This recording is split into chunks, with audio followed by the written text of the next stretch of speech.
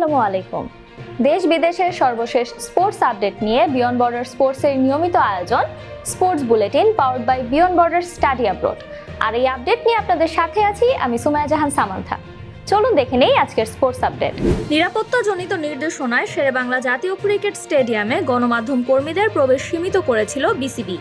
তবে সেই বিধিনিষেধ তুলে নিতে বিসিবির প্রধান নির্বাহী কর্মকর্তাকে নির্দেশ দেন নতুন ক্রীড়া প্রতিমন্ত্রী আমিনুল হক। এছাড়া গণমাধ্যম কর্মীদের স্বাধীনভাবে কাজ করার আশ্বাস দেন তিনি। নতুন জিমন্যাস্ট তৈরির লক্ষ্যে দিনাজপুরে 21 দিনব্যাপী তৃণমূল প্রশিক্ষণ ক্যাম্প অনুষ্ঠিত হয়েছে।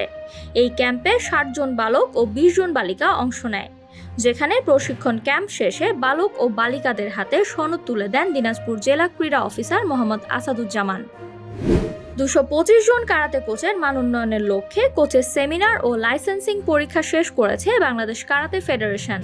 উত্তীর্ণ কোচেরা জাতীয় চ্যাম্পিয়নশিপে অংশ নিতে পারবেন এবং এশিয়ান ও বিশ্ব কারাতে ফেডারেশনের পরীক্ষা দেওয়ার যোগ্য হিসেবে বিবেচিত হবেন। টি-20 বিশ্বকাপ চলাকালীন আইপিএলে কোচিংয়ের প্রস্তাব পেলেন ভারতীয় দলের হেড কোচ গৌতম গম্ভীর। আইপিএলে রাজস্থান রয়্যালসের পক্ষ থেকে প্রস্তাব দেওয়া হয়েছে তাকে, তবে এক সূত্রে এই প্রস্তাবে তিনি রাজি নন বলেও জানা যায়। ইউএফএ চ্যাম্পিয়ন্স লিগের প্লে অফে স্বদেশী প্রতিপক্ষ মোনাকোকে 3-2 গোলে হারিয়েছে পিএসজি। ম্যাচের শুরুতে 2 গোল হজম করে পিছিয়ে পড়লেও আশরাফ হাকিমির গোলে সমতায় ফেরে দলটি। এছাড়া জয়সূচক গোল করে জয় নিশ্চিত করেন দেজিরে দুয়ে।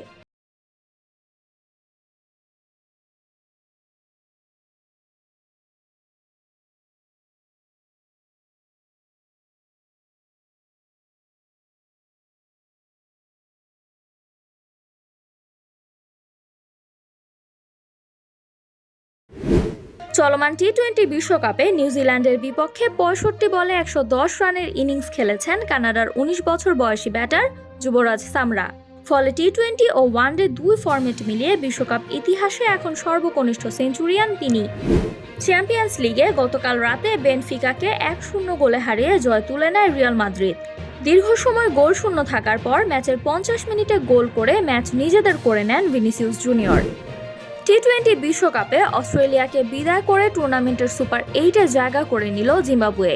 বৃষ্টির কারণে জিম্বাবুয়ে এবং আয়ারল্যান্ডের ম্যাচ না হলেও পয়েন্ট ভাগাভাগির মাধ্যমে মোট 5 পয়েন্ট পেয়ে সুপার 8-এ ওঠা নিশ্চিত হয় জিম্বাবুয়ের। অন্যদিকে টুর্নামেন্ট থেকে বিদায় নেয় অস্ট্রেলিয়া ও Ireland. UEFA champions league play অফের প্রথম লেগে জুভেন্টাসকে 5-2 গোলে হারিয়েছে তুরস্কের ক্লাব গ্যালাতাসারে। এই জয়ের ফলে দ্বিতীয় লেগের আগে 3 গোলের বড় ব্যবধানে এগিয়ে থাকলো গ্যালাতাসারে। টি-20 বিশ্বকাপে কানাডার বিপক্ষে 29 বল হাতে রেখে 8 উইকেটে জয় পায় নিউজিল্যান্ড। আগে ব্যাট করে 4 উইকেটে 173 রান তোলে কানাডা। এ লক্ষ্য তাড়া করতে নেমে মাত্র 2 উইকেট হারিয়ে 176 রান তুলে সুপার 8-এ জায়গা নিশ্চিত করল কিউইরা। এই ছিল আমার হাতে থাকা সর্বশেষ স্পোর্টস আপডেট। এছাড়াও আমাদের সাপ্তাহিক cricket analysis show the analyst angle এবং football show the football insight দেখার আমন্ত্রণ জানিয়ে বিদায় নিচ্ছি আমি সামান্থা। আরও আপডেট পেতে সাবস্ক্রাইব করুন আমাদের ইউটিউব চ্যানেল এবং ক্লিক করুন বেল আইকন। ফলো করুন টিকটক ও ফেসবুক পেজে।